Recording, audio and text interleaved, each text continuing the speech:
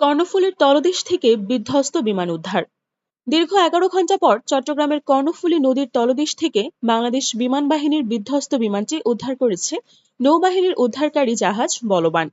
বৃহস্পতিবার 9 মে রাত 10টার দিকে বিধ্বস্ত বিমানটি উদ্ধার করা হয়েছে।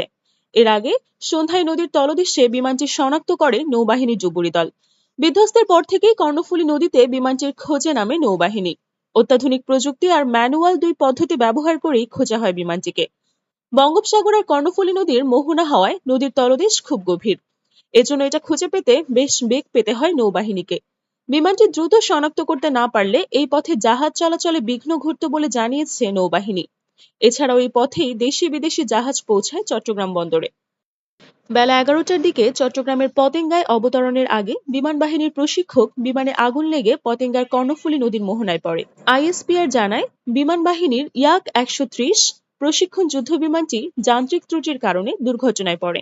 দুর্ঘটনার পর বৈমানিক উইং কমান্ডার মোহাম্মদ সোহান হাসান খান ও স্কোয়াড্রন লিডার মোহাম্মদ আসিম জাওয়াদ জরুরি প্যারাশুট দিয়ে বিমান থেকে নদীতে অবতরণ করেন।